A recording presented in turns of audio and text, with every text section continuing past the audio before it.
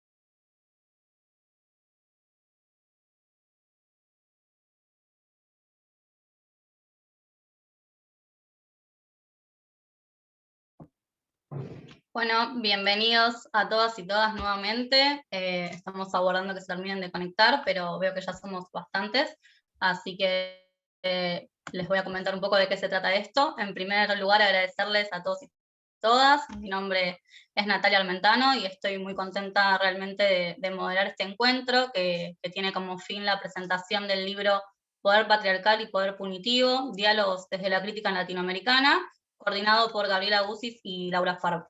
Ni bien en unos minutos ya vamos a escuchar las palabras de bienvenida de una de las coordinadoras de la publicación. Ella es Laura Farb, es abogada de la Universidad de Buenos Aires, maestranda en Derecho Penal de la Universidad de Buenos Aires también, y docente universitaria de grado de la misma casa de estudios. Bueno, buenas tardes a todos y a todas. Primero, unas brevísimas palabras. Quisiera agradecer en nombre de Gabriela y mío a la editorial, a las personas que participaron tan generosamente en este libro, al doctor Alejandro Slokar y a quienes integran su cátedra, particularmente a Natalia Armentano y a Yelena Iglesias, que colaboraron desde el inicio de este proyecto, a los y las expositores y expositoras de hoy que nos acompañan y a todas las personas presentes en esta reunión virtual. Y ahora en nombre mío también agradecer especialmente a Gaby por haber generado un espacio de participación sumamente disruptivo y afectuoso. Antes de oír atentas la presentación del libro por parte de cada invitado o invitada, no quisiéramos dejar de hacer hincapié en que este texto dedicado a la maestra Carmen Anthony no busca inventar absolutamente nada, sino que se sostienen e intercambian distintos saberes en torno al patriarcado y al sistema penal que histórica y actualmente nos acompañan y que forman parte de nuestros cuerpos, si bien no siempre o casi nunca han sido reconocidos. De allí que esta publicación tuvo como idea originaria reunir algunos de los conocimientos que nos atraviesan, sin perjuicio de que aún y creo que siempre queda mucho trabajo por hacer. Todos y todas somos hijos e hijas de nuestra época, y nuestra época es política, en palabras de la poeta Wisława Szymborska. Desde ya, muchísimas gracias. Muchas gracias, Laura, por tus palabras, y una vez dicho esto, vamos a escuchar atentamente las interesantes reflexiones y apreciaciones sobre el libro, comenzando por Rodrigo Facundo Videla. Él es abogado, especialista y maestrando en Derecho Penal por la Universidad de Torcuato Di Tella y docente universitario de grado de la Universidad de Buenos Aires.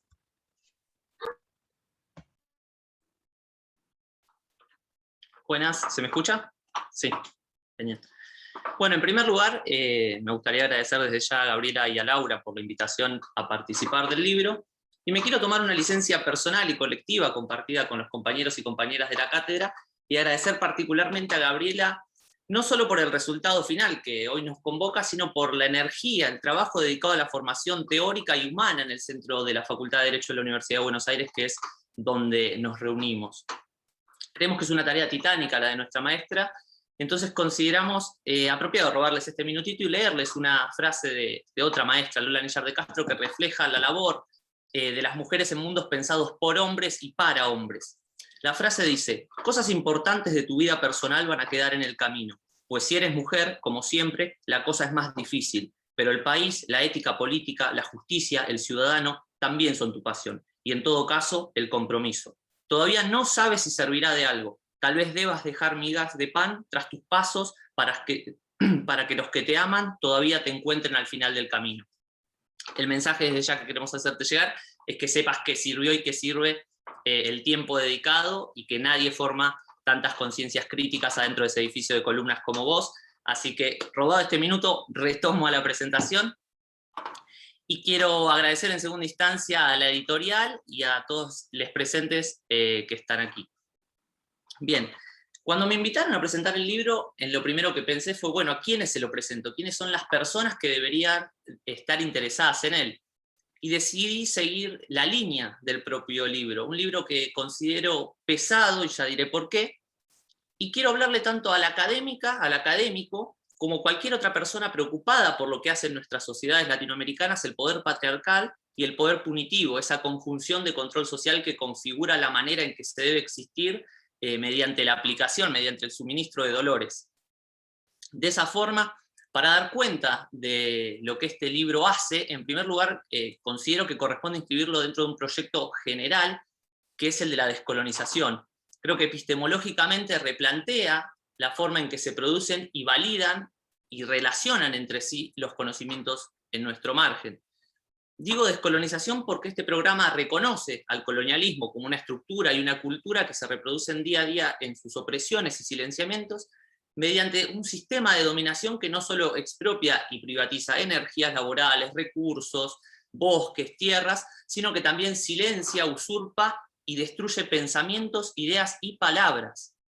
Uno de los planteos centrales de la descolonización, y que recoge el libro, es que el conocimiento no surge, como generalmente se afirma en las ciencias sociales, de un hombre solitario, blanco, heterosexual. Podemos pensar incluso en la figura del pensador de Rodin, un hombre apoyado en su puño, con su mentón en el puño, pensando solo, sino que creemos que justamente el conocimiento es el resultado de prácticas políticas colectivas, y creemos también que la experiencia genera conocimiento.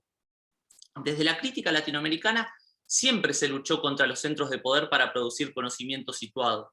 Si tuviéramos que llevarle una pregunta, diríamos que la batalla ha sido la de respondernos si como subalternos colonizados latinoamericanos podíamos hablar, si nuestra palabra valía, si podíamos producir conocimiento y modelos de conocimientos propios que respondiesen a las necesidades de nuestra existencia.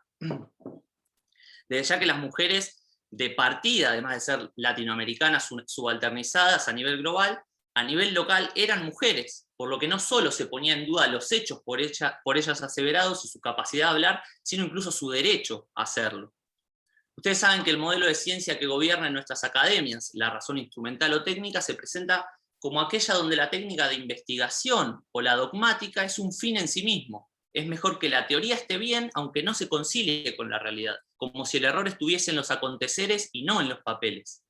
Como contracara, la razón práctica o moral se interesa por los fines, lo injusto, lo justo, la vida, la muerte, la felicidad, la infelicidad. Este libro, sin perder la rigurosidad técnica, que eso es algo que hay que rescatar, presenta una revalorización de la razón moral, lo que considero en definitiva es una revalorización de lo humano. Pero cuidado, no es que se rechaza toda la técnica que aporta la ciencia, sino que se reclama un gesto más autónomo e inteligente hacia ella. Se rechaza el modo en que se la adoptó y adopta en nuestras academias, incluso con gesto reverencial, plagiario, sin atender a nuestras problemáticas, residualizando todo el conocimiento que se vincula con la experiencia.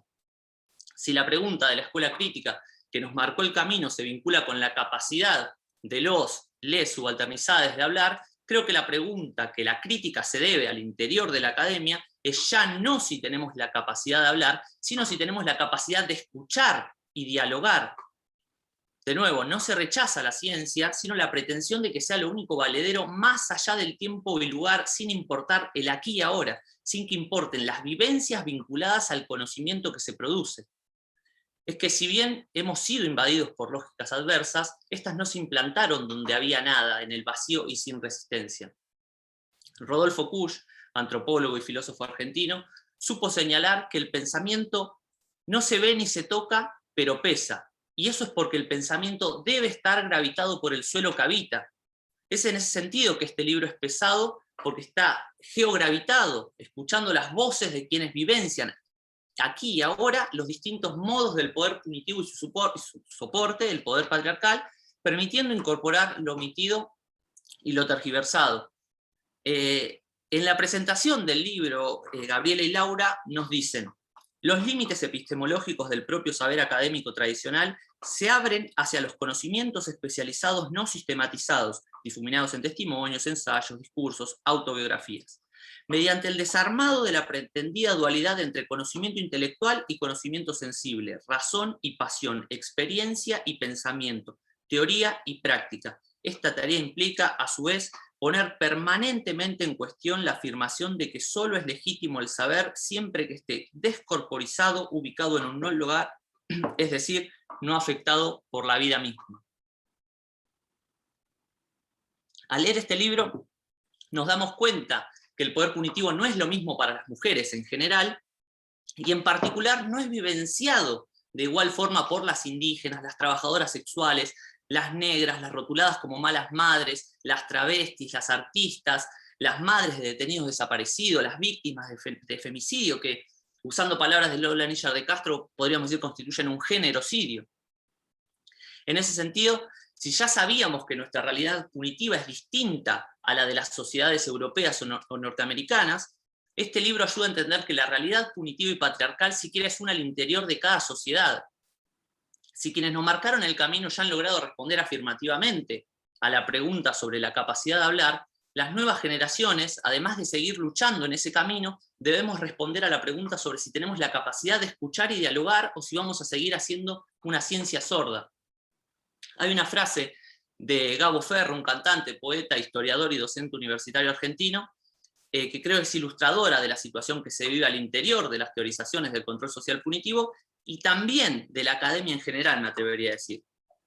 La frase dice: la verdad tantas veces ya viene siendo bastante poco, tan pobres somos que solo hay ciencia frente a tanto dolor. Es que la verdad que arroja la ciencia europea por sí sola frente al dolor punitivo nunca alcanzará para elaborar nada en nuestro suelo ni en nuestra conciencia, y eso lo supieron señalar los críticos y las críticas que nos precedieron. Bueno, bien, nos dimos cuenta que la ciencia europea sola no alcanzaba y que era necesario hacer ciencia local sin recepción mecánica de modelos importados. Creo que es tiempo de darnos cuenta como académicos y académicas, y este es un mensaje para el puertas adentro de la academia, porque las voces de afuera, esas dejadas de lado, ya lo sabían.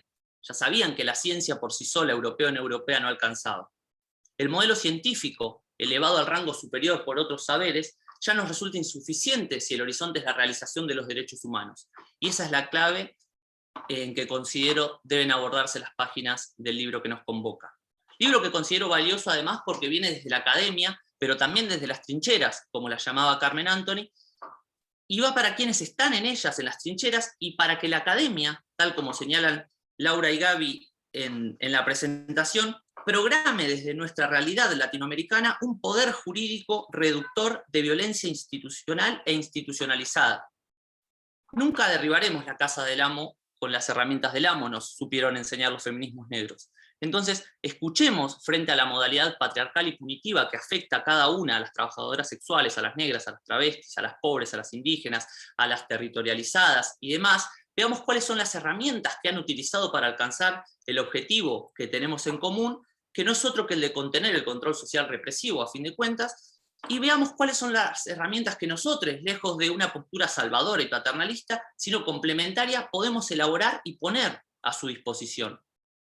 Como sabemos que la razón que critica no puede ser la misma que piensa, construye y legitima lo que es criticable, se nos impone encontrar nuevos resortes para validar herramientas que atiendan a las necesidades de nuestra sociedad. Necesidad que por lo pronto no puede ser otra que cautelar la vida. Considero que el libro nos abre las puertas a descubrir esas nuevas razones que nos servirán de apoyo para ello, porque da un paso gigante al combatir la separación entre el sujeto que piensa y el sujeto cultural, lo que implica un retroceso de la epistemología de los conocimientos estancos y el sintagma colonial que conlleva despreciar el trabajo práctico por ante el trabajo teórico. Para ir cerrando, me gustaría destacar una particularidad más de la rareza y riqueza del libro, y es que si la academia, como la sociedad, se arrogó la facultad de estructurar y jerarquizar la validez de ciertas palabras y cuerpos en torno a la raza, el género, la clase, las relaciones sexoafectivas, también lo hace en torno a la edad. En el mundo académico se suelen escuchar solo las voces de quienes llevan más tiempo en esta lucha. Pero eso no pasa en este libro. No solo encontraremos las palabras de los y las imprescindibles, como Carmen Anthony, Alejandro Slocar, Rosa del Olmo, Fernando Tenorio Tagle, que lo vi por ahí en la cámara, Lola Nillar de Castro, Vera Malaguti Batista, Tamar Pich, el aquí presente maestro Raúl Zaffaroni, sino que además se suman voces jóvenes, voces que he tenido la oportunidad de escuchar en primera persona y poseen un potencial crítico enorme, tal como Laura, que con 25 años trabajó codo a codo con Gabriela. Una vez más, el libro aparece para combatir la falta de conciencia epistemológica sobre el entrecruzamiento entre el poder patriarcal y el poder punitivo, y por su concepción antidogmática, participativa, creativa y transformadora, que es propia del conocimiento crítico, lo considero de necesaria lectura si se quiere construir instrumental operante, es decir, teórico-práctico, basado en una nueva racionalidad, que sirva para desencadenar procesos de resistencia jurídica y militante a dichos poderes, y en definitiva, favorezca la formación de nuevas sociabilidades más justas. Muchas gracias. Muchas gracias, Rodrigo, por tus reflexiones. A continuación vamos a escuchar a Peti Pichiniam, autoridad del LOL Puef Pujov, Consejo Zonal Yaguancó, Confederación Mapuche de Neuquén, responsable también del equipo de salud mapuche. Felei, Mari Compuche, Mari Pu Lamien, Alcutule Lutocachi en Chamcaún, Mari Pu Wanui, Compuche, Mulepalo Tucachi, Asquintuemo. Buenas tardes a Compuche, en nuestro idioma. Realmente es un honor estar en este espacio, compartiendo este conversatorio.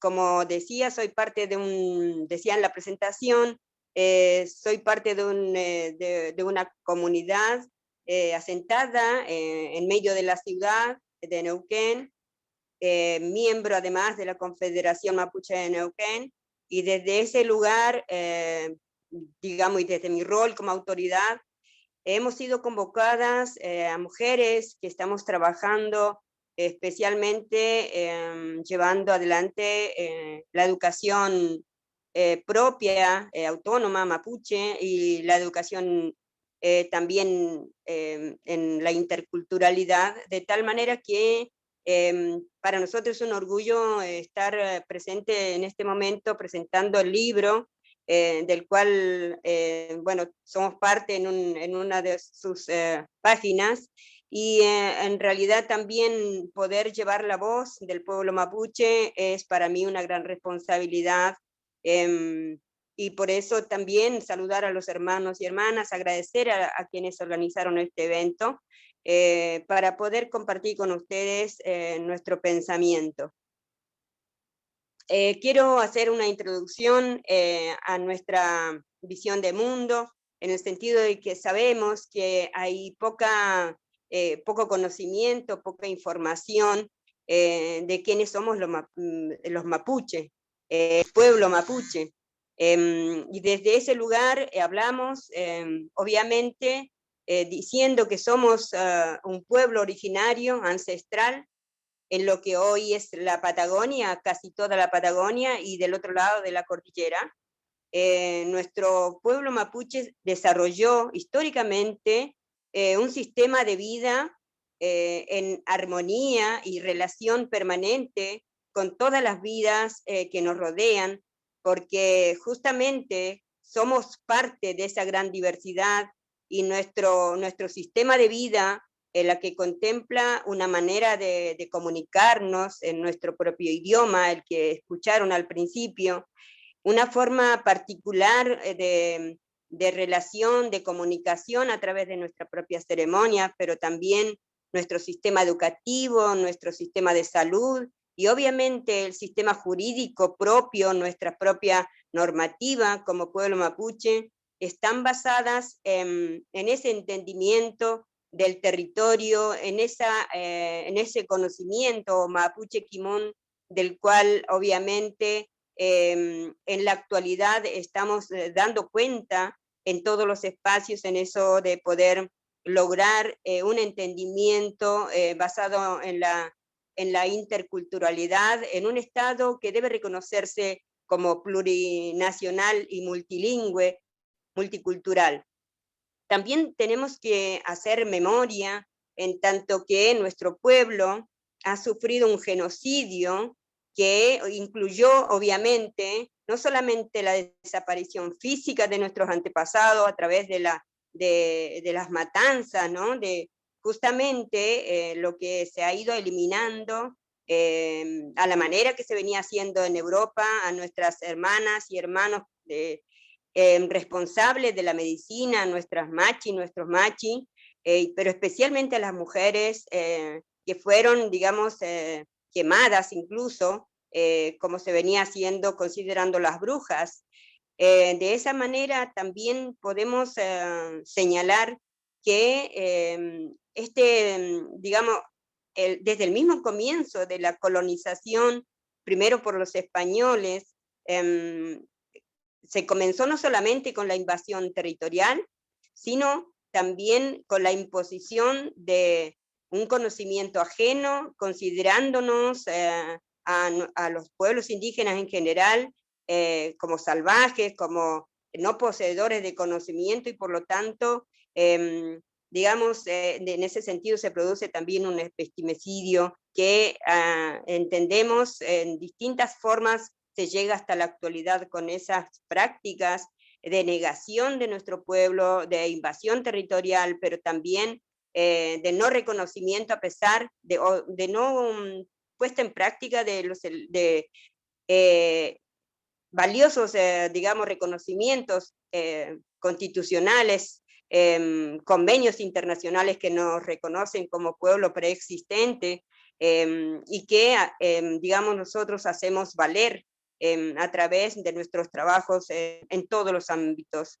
Decía además que nuestro sistema de vida que contempla justamente una manera de, digamos, de ejercer la justicia, que para nosotros es el Norfleal, así se llama en nuestro idioma, y quiere decir justamente en nuestro idioma una forma recta de relacionarnos y de convivencia con el entorno, y está enraizado justamente en el territorio, está relacionado a cómo no solamente se contempla la transgresión de las normas mapuche que tienen que ver con, por ejemplo, en relación social, sino fundamentalmente se tiene en cuenta, digamos, esa relación que debe ser de rectitud, que debe ser justamente basada en la ética de la convivencia con las demás vidas. Por lo tanto, nuestro sistema jurídico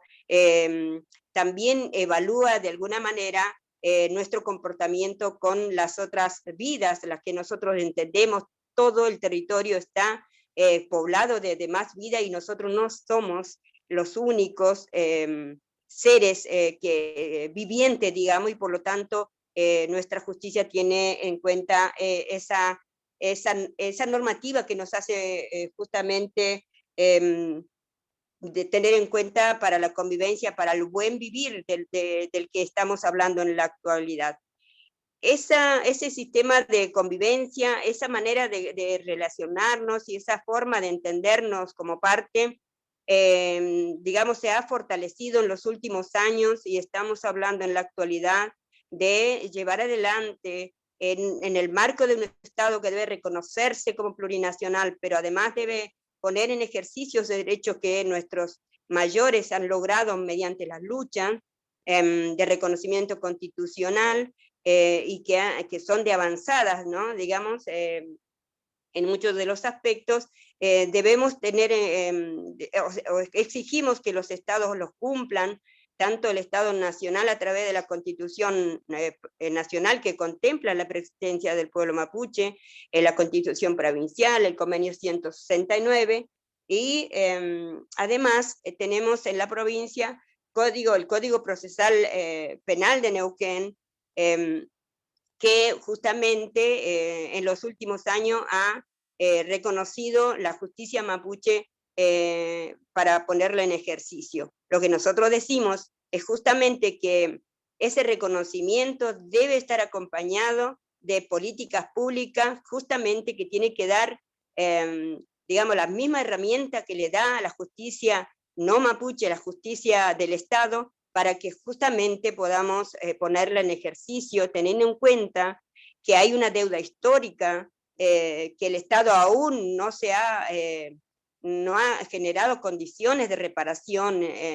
justamente poniendo en ejercicio nuestra propia normativa. Necesitamos que el Estado justamente digamos, genere condiciones económicas, ¿no?, para la puesta en práctica de nuestra normativa en cada una de las comunidades. A nivel de la provincia de Neuquén tenemos más de 60 comunidades existentes, en las cuales obviamente también ejercemos de alguna manera un grado de autonomía, y en ese grado de autonomía en los últimos años nos hemos organizado mediante un estatuto autónomo, lo cual obviamente ponemos en valor toda nuestra forma de organización social, económica, nuestra organización jurídica, educativa y de salud, en cada territorio en el que hoy está organizado el pueblo mapuche en Neuquén. De esa manera es que, digamos, nuestro aporte al artículo que pudimos ser parte en el libro, nos llevan a hablar justamente de la situación de cómo nosotros, un pueblo movilizado, un pueblo que jamás se dejó vencer, y que podemos decir que orgullosamente que vamos produciendo en el marco de un Estado, digamos, que permanentemente nos niega, pero que nosotros generamos condiciones de interrelación con diversas organizaciones sociales, con derechos humanos, pero que también tenemos un equipo, digamos, de abogadas y abogados que fueron parte y siguen siendo parte de un desafío enorme que tiene que ver con la defensa territorial, fundamentalmente en lo jurídico. También en estos días se ha escuchado la gran noticia de que digamos, desde de la justicia federal se ha ganado un juicio que hace más de 10 años aproximadamente que se llevó adelante y que obliga al Estado de Neuquén, al gobierno de Neuquén, de poner en ejercicio la consulta y la participación del pueblo mapuche, como dice la Constitución, ¿no? Entonces, son varias cosas las que podríamos desarrollar o poder comentar, pero también quería decir que justamente esta justicia patriarcal, racista, digamos, desde esa misma lógica, digamos, de colonizadora que en la actualidad aún perdura, es la que genera condiciones de explotación de nuestros territorios, mediante las, digamos, prácticas realmente destructivas, como es el fracking. Entonces, denunciamos permanentemente la situación de avasallamiento, no solamente de nuestro pueblo, sino de nuestros espacios territoriales, y en ese sentido, recordar casos concretamente en este momento, digamos, de personas, mujeres que han sido juzgadas, por ejemplo, como Susana Colimán, que fue una mujer mapuche joven, que desterritorializada, digamos, expulsada a vivir en una situación totalmente, en una situación de vulnerabilidad terrible, en la ciudad de Junín de los Andes, fue juzgada justamente por este poder patriarcal, punitivo, que llevó a la hermana a estar encarcelada sin tener en cuenta el contexto social, de empobrecimiento al que fuimos expulsados como pueblo mapuche. De allí surge la hermana de una situación a la que tuvo que ir a vivir a la ciudad, y de ese lugar ella produjo un ¿cómo se dice? Bueno, produjo la muerte de su propio bebé recién nacido, de manera que fue traída presa a la ciudad de Neuquén, y fue juzgada justamente por jueces varones, sin tener en cuenta absolutamente nada en el contexto económico, social y cultural, ni mucho menos, pero además abandonada totalmente en el sentido de que se la trajo como animal, digamos, a ponerla presa a la ciudad de Neuquén, y nosotros fuimos justamente mujeres, no solamente mujeres mapuches, sino las compañeras que son miembros de la revuelta en la ciudad de Neuquén, quienes nos ocupamos de ella. Fue juzgada, fue metida presa, estuvo un par de años encarcelada, hasta que se vuelve, además, por intervención de nuestros propios abogados, ¿no?, que conocen de derecho indígena, que tuvieron que intervenir en su momento para desestimar lo que la acusación a la que se le adjudicaba, digamos, terriblemente, no respetando su situación, de manera que esto es lo que pasa permanentemente. Lo que quiero decir es que no es solamente el único caso que sucede con las mujeres indígenas, ¿no?, que por ahí lo que no contempla la justicia es el idioma que nosotros exigimos, ¿no?, que la justicia contemple también traductores en nuestros propios idiomas, los cuales hasta la actualidad eso se sigue negando. En este caso, en el caso de Susana, obviamente fue mucho más terrible, pero también quiero recordar a un caso no juzgado, que fue el de Cristina Lincopán, una hermana mapuche que muere producto del primer pozo de fracking instalado en Neuquén, en cercanía de la ciudad de Zapala. Ella luchó hasta el momento de su muerte, una joven mujer que luchó en contra de este, digamos, de este sistema de muerte que nos lo imponen como el progreso, de manera que la hermana ni siquiera tuvo la posibilidad de salvarse de esa situación de contaminación que lo lleva en su cuerpo. Por lo tanto, lo que vamos permanentemente denunciamos es que nuestros cuerpos y nuestros territorios siguen siendo colonizados, sigue siendo juzgados y de alguna manera invisibilizado como derecho, digamos, por un poder patriarcal y punitivo que ha sido así desde el mismo momento de la invasión, desde el mismo momento de la colonización. Y por eso mismo es que en este aspecto quería traer a colación esos dos ejemplos, pero podemos hablar de muchos más ejemplos que nos traen a reflexionar cómo este poder punitivo, patriarcal, nos sigue dañando, no solamente como pueblo, sino y fundamentalmente nuestra base de existencia, que es el territorio.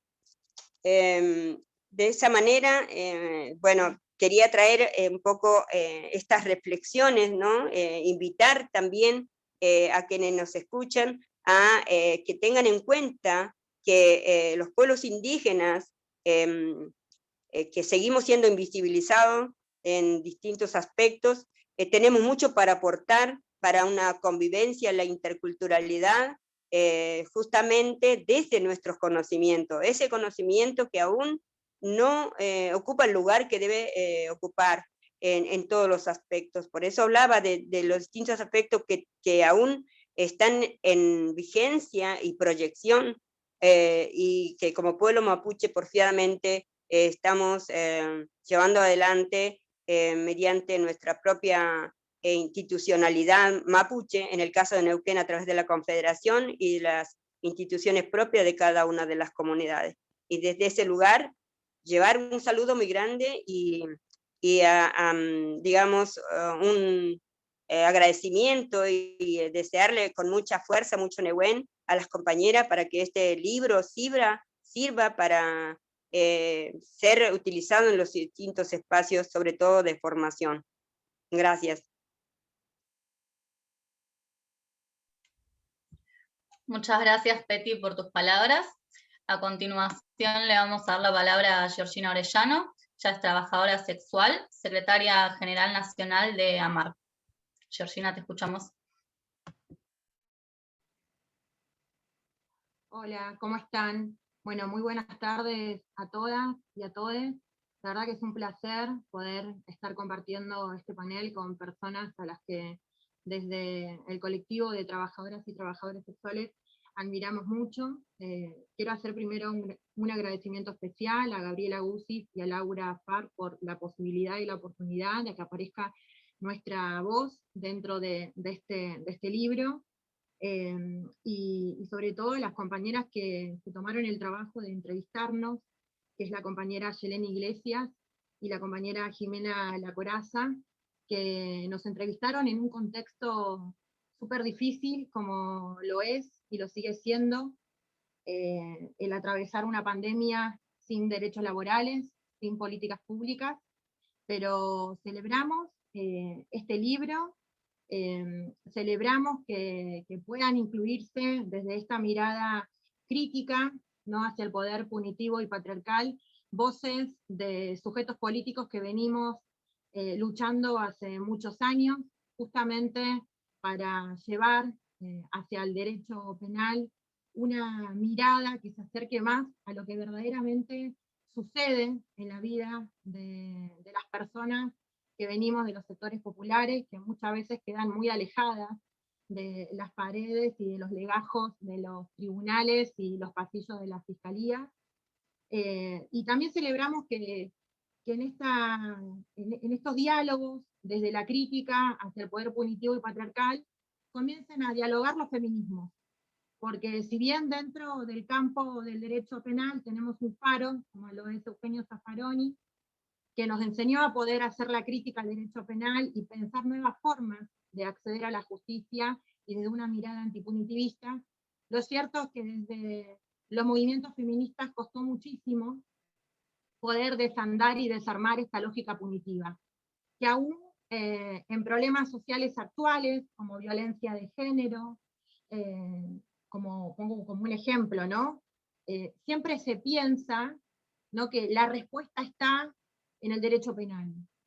Y nosotras vemos esto con mucha preocupación, porque justamente para nosotras muchos de los problemas que atravesamos en nuestra vida cotidiana parten de la mirada que tiene el derecho penal sobre nuestras vidas, sobre nuestras estrategias de supervivencia, sobre nuestra forma de vinculación en el territorio, en el uso del espacio público, el entramado y la vinculación que tenemos entre compañeras, las formas de organización que tenemos justamente producto de la precarización de nuestro trabajo, de la clandestinidad del mismo y del no reconocimiento por parte del Estado, y todos estos mecanismos de supervivencia, de sobrevivencia, de subsistencia y de organización del trabajo sexual son entendidas por el derecho penal como prácticas criminales, donde terminan siendo condenadas y perseguidas compañeras trabajadoras sexuales, compañeras migrantes, compañeras trans, que justamente generan estas formas de organización y de acuerdos que tenemos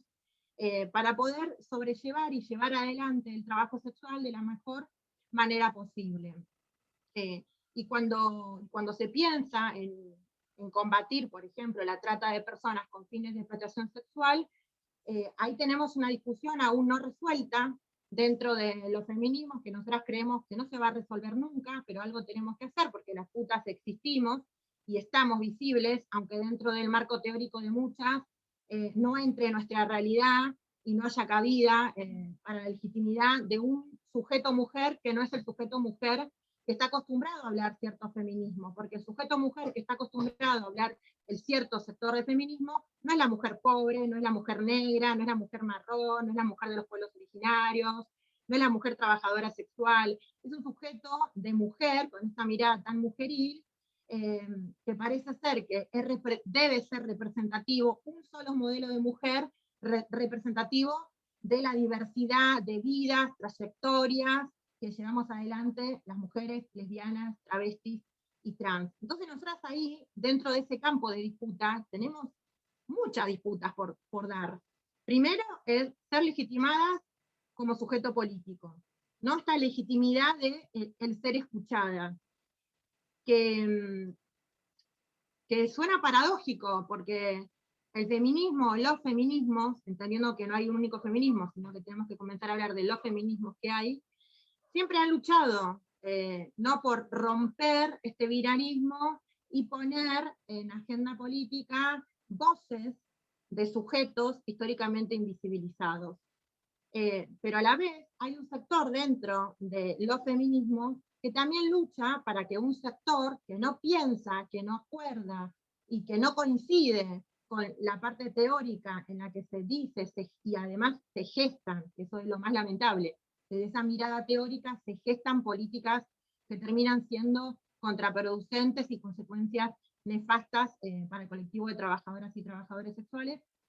Hay un sector del feminismo que lucha para que las voces de las putas no sean escuchadas, y para que a través del derecho penal se solucione con una mirada punitiva, porque también hemos entendido y aprendido que el abolicionismo que nosotras conocemos, que es el abolicionismo de la prostitución, que así se enuncian este feminismo, verdaderamente no es un abolicionismo, porque nosotras somos abolicionistas del derecho penal, creemos que el derecho penal está para otras cosas, no está para resolverle la vida ni los problemas de las trabajadoras sexuales ni de un otro trabajador, digamos, está para otras cosas, no está para andar persiguiendo putas cumplir con las reparaciones que la Corte y tirando y criminalizando a las pobres.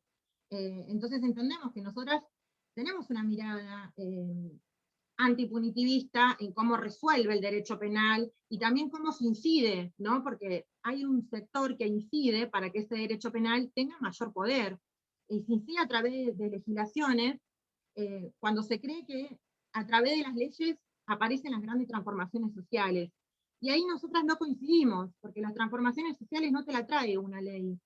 Las transformaciones sociales vienen y se gestan desde otro lugar, se gestan en el territorio, se gestan con la organización colectiva, se gestan con la visibilidad, se gestan cuando vos construís organización y mejorás la calidad de vida de tu colectivo, se gesta cuando te haces escuchar, pese a que hay un sector que lucha para que tu voz sea delegitimada y se siga tutelando a través de otras representaciones, vidas victimizantes de las trabajadoras sexuales, que no son las formas y las representaciones que nosotras queremos que se hagan de las vidas nuestras. Si algo que renegamos mucho es como el derecho penal, y creo que acá, cuando se habla de las mujeres en las cárceles, cuando se habla de la criminalización y la persecución hacia el colectivo travesti trans, a las trabajadoras sexuales, se pone y se deja reflejado ¿no? Cómo hay un discurso victimizante, que está súper enquistado dentro del derecho penal, ¿no? La victimización y cómo se traduce en victimización, en víctimas o en victimarias, el derecho penal. Así que por eso, desde AMAR y desde el lugar en el que a mí me toca representar, llevando la voz de las trabajadoras sexuales, celebramos este libro, celebramos que se puedan tejer diálogos en donde podamos encontrar a grandes teóricos que también puedan dialogar con las de abajo, que puedan dialogar con las de las últimas de la fila, porque es poner en igualdad de condiciones. Es poner en igualdad de condiciones a quienes tienen mucha trayectoria en el campo del derecho penal, pero a quienes también tenemos mucha trayectoria en el territorio, organizándonos, visibilizándonos e intentando generar una transformación verdadera en las vidas de las trabajadoras y de las trabajadoras sexuales. Y creo que para cerrar la idea, que me perdí un poco ahí en el camino, es decir, que nosotras somos abolicionistas del derecho penal y creemos que hay una mirada prohibicionista y punitiva y que tenemos que dejar de hablar de abolicionismo de la prostitución y comenzar a hablar de prohibicionismo de la prostitución, que es, ¿no?, el prohibicionismo encubierto, que se esconde a través de esta palabra abolicionista, cuando en realidad en la práctica replica todo el poder punitivo, replica la represión de la policía, las coimas policiales, la clandestinidad, la vulneración de derechos, que es eso justamente que desde esta crítica de este libro es todo lo que no queremos, ¿no? Esto es lo que no queremos más. Y en esta transformación de qué justicia es la que queremos, una justicia que nos escuche, y una justicia que sea accesible a los sectores populares, una justicia que tenga conciencia de clase también, porque hay una justicia, un derecho penal que es muy selectivo, súper selectivo, no por nada el sistema carcelario está lleno de personas pobres, ¿no? Está lleno de personas pobres, y después cómo funciona también el derecho penal con esas personas que están presas, ¿no? A nosotras nos pasa que muchas de las compañeras trabajadoras sexuales que estuvieron presas por narcomenudeo, o presas por facilitación de la prostitución ajena, por estas formas de organización y de supervivencia que tenemos las trabajadoras y los trabajadores sexuales, entran en ciertas condiciones a la cárcel y salen en peores condiciones, pero no solamente en peores condiciones que te produce el contexto de encierro, sino que tiene que ver la responsabilidad del Estado. O sea, compañeras que entraron con una precaria actualizada y salen sin ningún tipo de documentación. Compañeras que a través de la organización y un trabajo que hacemos con los centros de salud y los hospitales pudieron acceder a la medicación, entran con la medicación y salen del sistema carcelario habiendo abandonado sus procesos de hormonización, habiendo abandonado la medicación, y la mirada, y ahí también se produce, ¿no?, la mirada. Hay compañeras que son poblaciones de riesgo, que tienen problemas de salud, que tienen que llevar adelante ciertas dietas, y tampoco se piensa, ¿no? Tampoco no hay una mirada integral y de acceso integral a políticas públicas de las personas que lamentablemente terminan siendo solamente número de estadística del sistema carcelario. Por eso cierro con esto, agradeciéndoles nuevamente a Gabriela Ucis y a Laura Farr, y especialmente a las compañeras que tuvieron toda la paciencia del mundo que me entrevistaron, y que pudieron poner, por lo menos ahí en palabras, la crítica que tenemos las trabajadoras sexuales hacia el derecho penal, porque tenemos para criticarle mucho, porque mucho daño han hecho en nuestras vidas, y creemos nosotras que la forma de disputa no es tirando piedras desde afuera, sino peleando los lugares y disputándolos desde adentro. Así que muchísimas gracias.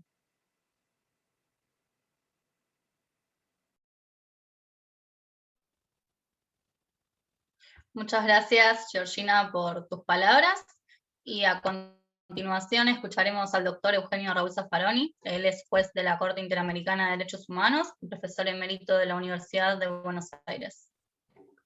Bueno, muchísimas gracias por invitarme a participar en la presentación de este libro.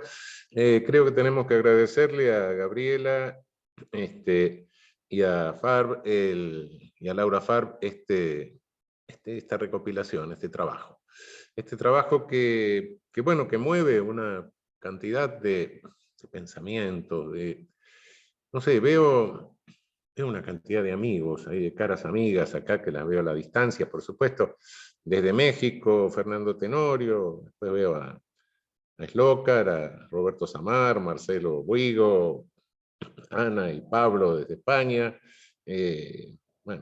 Marcelo Riquer, Ana María Figueroa, en fin, se me quedan algunos.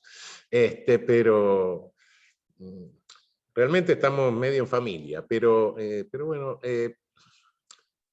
es muy interesante porque el libro muestra, y la intervención de Petty y de Georgina muestra cómo el patriarcado y la discriminación, la subhumanización de la mujer, se mezcla con otras discriminaciones, y da lugar a discriminación cruzada, discriminación múltiple.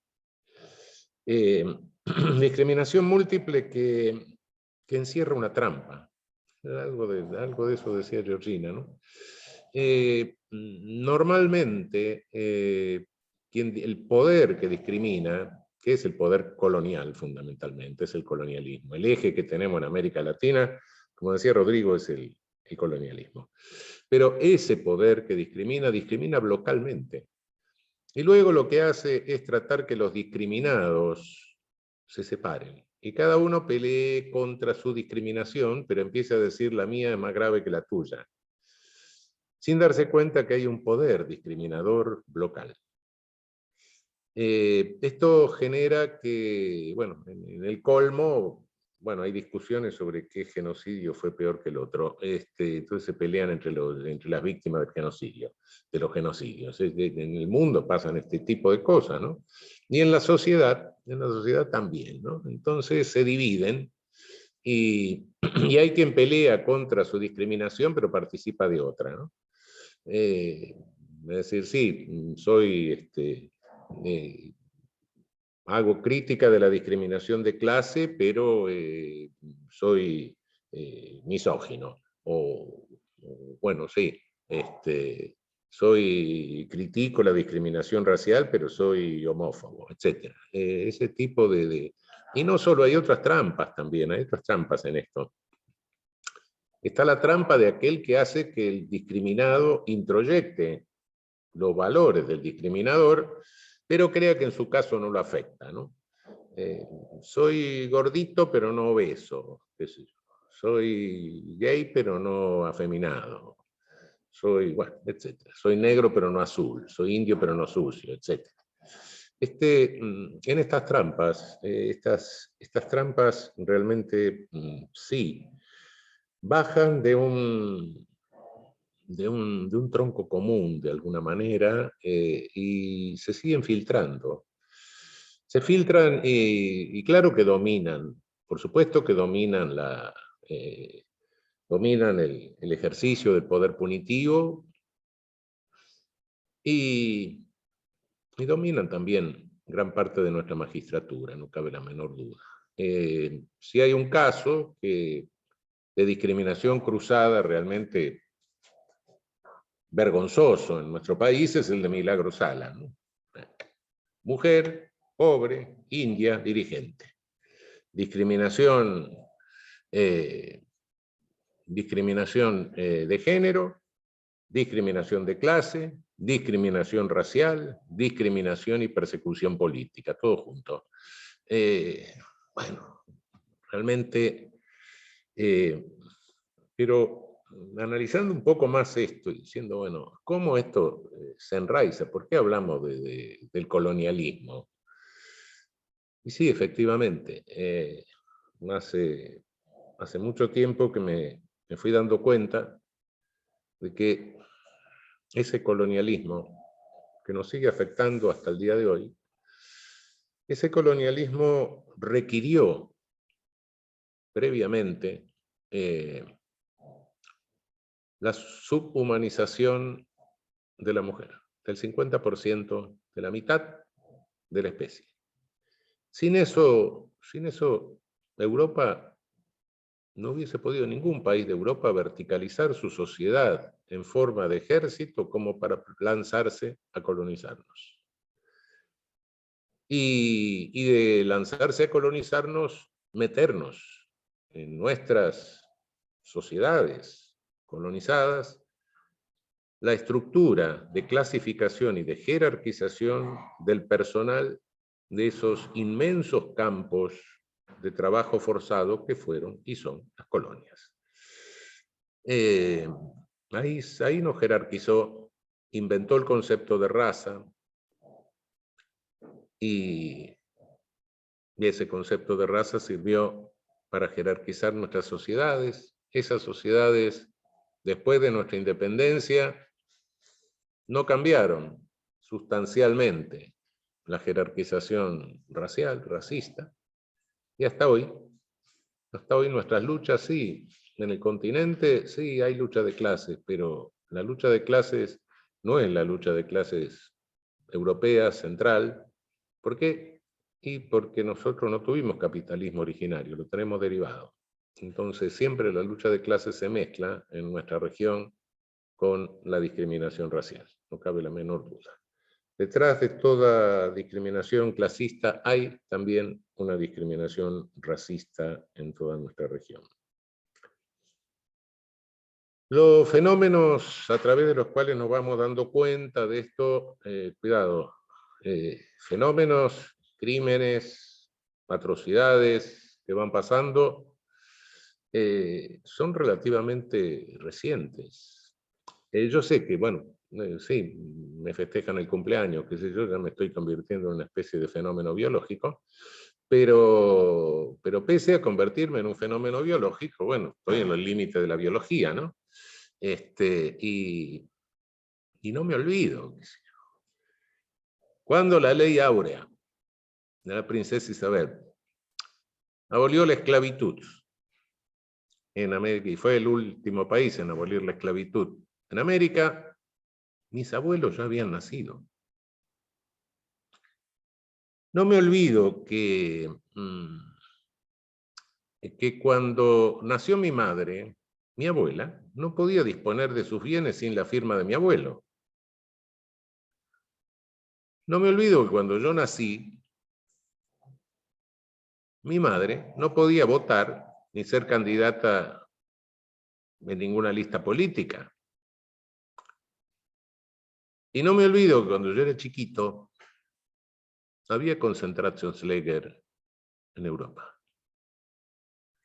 Y podría decir otra cantidad de cosas. Cuidado, lo que quiero decir con esto, estamos a tiro de piedra en el tiempo, en una cantidad de fenómenos que los podemos considerar atroces, sí, pero cuidado, que hoy todos esos fenómenos y las ideologías y los discursos y las narraciones, aquellas narraciones que hoy naturalmente criticamos, abominamos, bueno, qué sé yo, el argumento de Ginés de Sepúlveda contra las casas, legitimando el colonialismo con argumentos teocráticos, sí.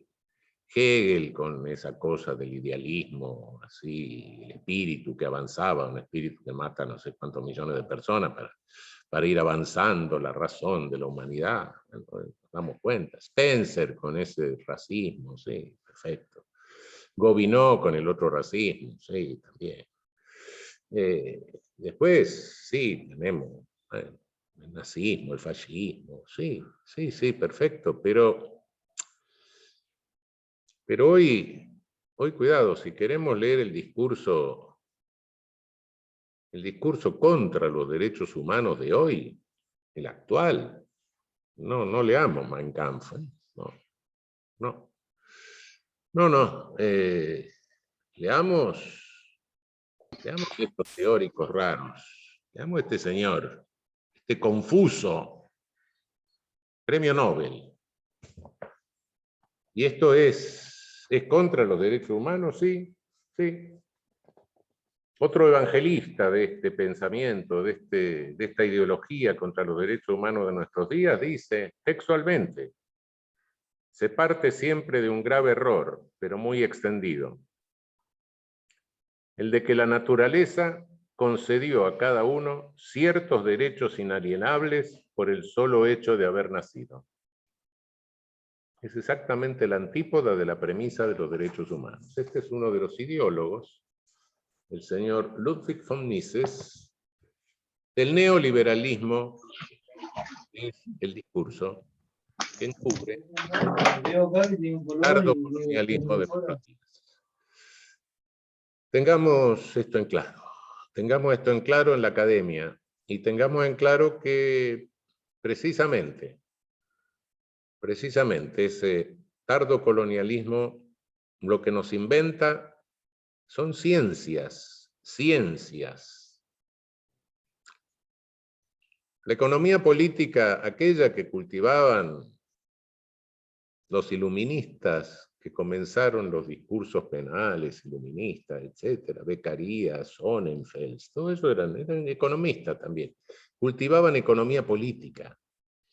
Ahora ya no se llama economía política, se llama ciencia económica, es matemática. Ya no la podemos discutir. Ya dejó de ser cultural, política, histórica. Es ciencia, la ciencia. Y como es la ciencia del mercado, del pseudocontrato, claro, de la libertad para acordar cualquier cosa. Claro, sin garantía de que nadie garantice la ejecución de lo que se acuerda. Sí. Es la libertad para endeudarnos y someternos a la jurisdicción del prestamista. ¿Es un contrato eso? ¿O es un pacto de entrega? Esa es la actual ideología contra los derechos humanos. No, ya Mein Kampf pasó. No, ahora está eso. En un grado de inhumanidad tal que bueno, de esa libertad, de ese derecho natural precontractual, depende que nos vacunen o no vacunen en el mundo. Depende de que haya 10 países que concentran el 80% de la vacuna disponible, el resto se reparten unos 50 más y los otros 130 se aguantarán sin vacuna y se morirán. Hasta que se les ocurra que puede ser negocio venderle vacunas. Y así. Ese es el mundo que estamos viviendo.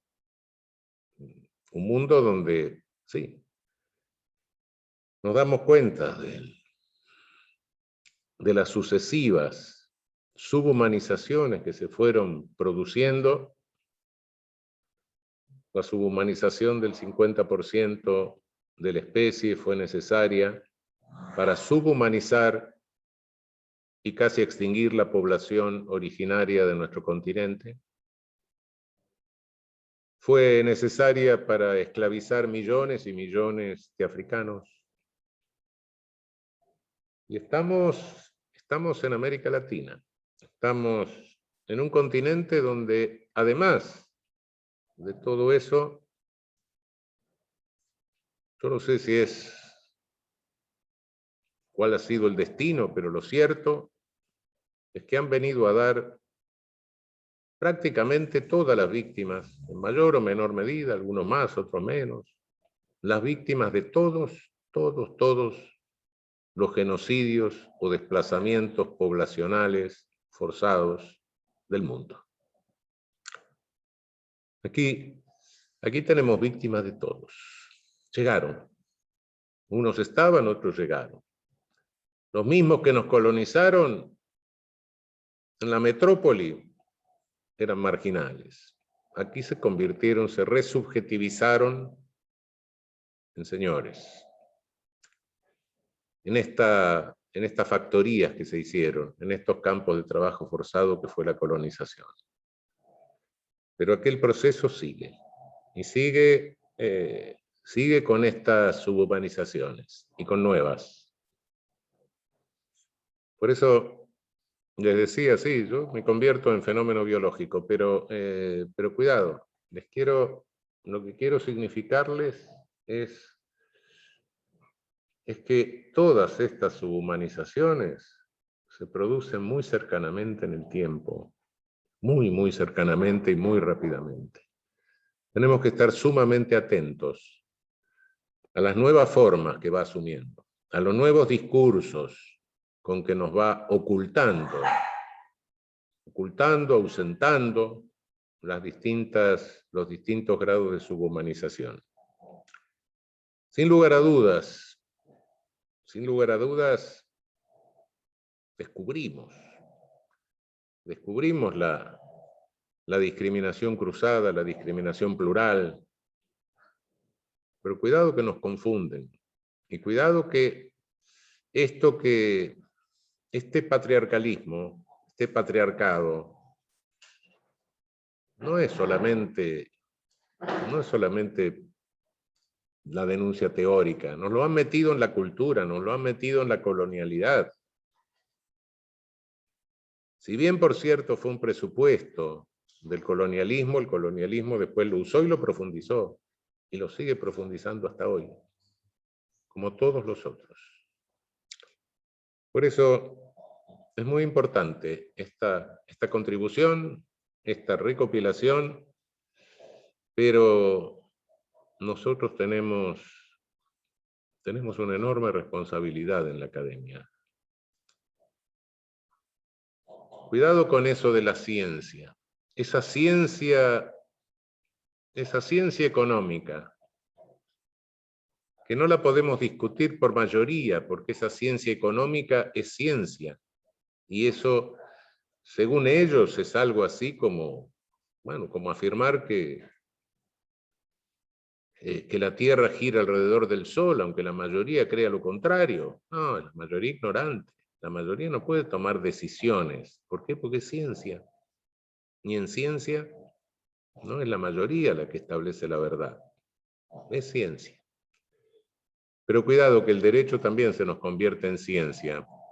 Porque si elevamos la lógica a la categoría de ontología y reducimos el derecho a una técnica lógica para evitar las contradicciones normativas en el mundo del deber ser, y nos olvidamos del mundo del ser, nosotros también hemos construido un derecho que es un saber ahistórico, acultural, apolítico.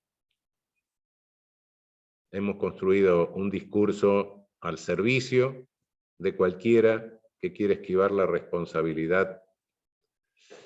Y lamentablemente los discursos que nosotros hacemos son discursos que le vendemos a los operadores judiciales, a un poder del Estado. Cuidado con lo que estamos haciendo en el ámbito académico. No se trata de ser crítico, no sé exactamente qué es lo crítico, se trata de ser realista. Se trata de tener claramente la idea de que lo que estamos manejando es político. Y no podemos tomar decisiones políticas en ninguna sociedad sin tener en cuenta los datos de realidad y sin tener en cuenta cuáles son los efectos sociales de las decisiones que estamos tomando. Por supuesto que si escribimos libros no las tomamos, pero las proyectamos. Cuidado. Después no nos quejemos. Los jueces. Los jueces son machistas. ¿De dónde salieron? ¿De una incubadora? Lo formamos nosotros. Y lo formamos con nuestros libros. Lo formamos con nuestras clases. Asumamos la responsabilidad que nos corresponde a cada uno y la felicito a Gaby, a Laura Farb, realmente por este esfuerzo. Es un esfuerzo que nos muestra, no uno, porque a través de cualquier discriminación se ven todas las otras. Pero bueno, toma una, está bien, como eje. A partir de aquí aparecen todas las otras. ¿Por qué? Y por lo que dije, tengamos cuidado, el poder discrimina localmente, inevitablemente, discrimina localmente. Pero la táctica de la que se vale es dividir a los discriminados. Felicitaciones, muchísimas gracias. Muchas gracias, Raúl, por tus interesantes reflexiones. Ahora, a modo de cierre, no sin antes, por mi parte, agradecerles a todos y todas por haberse conectado y estar presentes en esta ocasión. Vamos a escuchar a Gabriela Guzis, la coordinadora también de esta publicación. Ella es docente de Derecho Penal, Procesal Penal y Criminología por la Universidad de Buenos Aires, la Universidad de La Plata y la Universidad Nacional de Avellaneda. La escuchamos. Hola, muy buenas tardes a todos, a todas, a todes, compañeros, amigues y tanta gente querida que veo por aquí. La verdad que es un inmenso honor, pero sobre todo una inmensa emoción ver a tanta gente querida que admiro, que comparto tantas cosas y a tanta gente que tal vez no conozco personalmente, pero que la siento conocida desde tantos Zoom que nos hemos visto.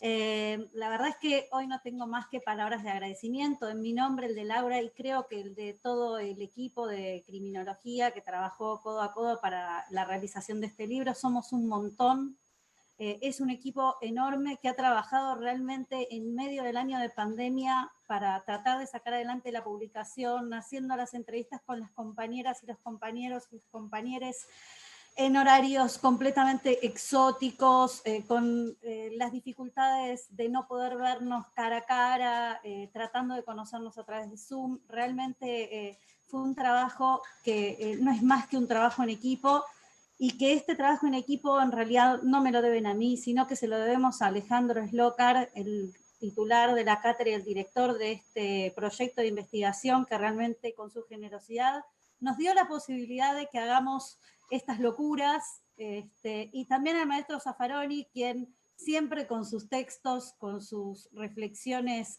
tan punzantes, nos obliga, más que invita, a volver a pensar todo lo que ya aprendimos una y otra vez. Así que mi principal agradecimiento es a mis maestros y a mis compañeros queridos, querides, mi equipo, que realmente es un equipo de excelencia del que estoy completamente enorgullecida, a mi compañera Nadia acá presente, que siempre me hace la segunda en todo, y a tantos amigos, amigas, amigues que están aquí.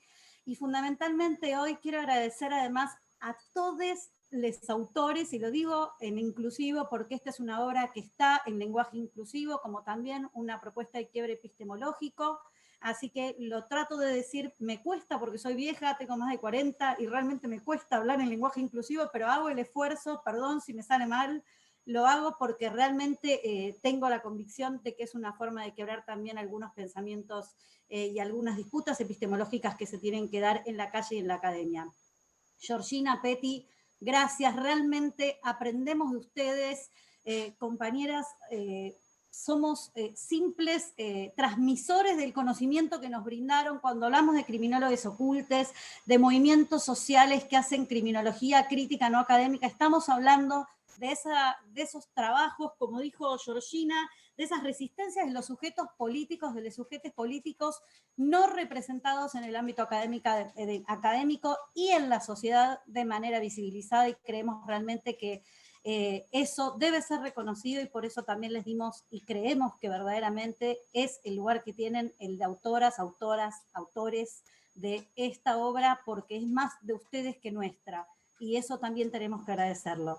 También quiero agradecerle a los demás autores que están aquí presentes desde distintas latitudes y trincheras, Fernando Tenorio Tagle, quiero agradecer muy especialmente a Rodrigo Coloane, el hijo de Carmen Anthony, a quien dedicamos esta obra, que está aquí presente a pesar de la diferencia horaria, Ana Mesuti, a tantos amigos, amigas que están aquí presentes de distintas latitudes.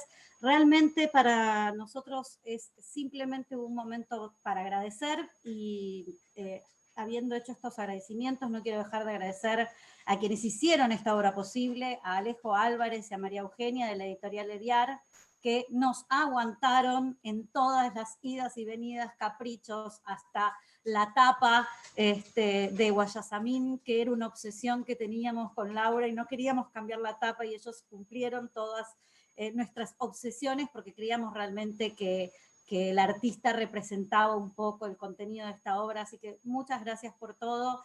Y finalmente un agradecimiento muy personal, además de a mis amigues y compañeros de siempre, a mi familia que está acá presente, a mi compañero, a mi hija, a mi hijo y a mis viejos y a mi abuela, que con 93 años y encerrada en la pandemia se le está bancando acá hace 2 horas, así que yo no tengo más nada para decir que agradecerles a todos, a mi compañera Laura, gracias Lau, gracias Rodri, gracias Nati, Aye, Juan, Buigo, equipo infaltable, realmente incondicional. No quiero dejar de nombrar a nadie, sé que voy a olvidarme de alguien.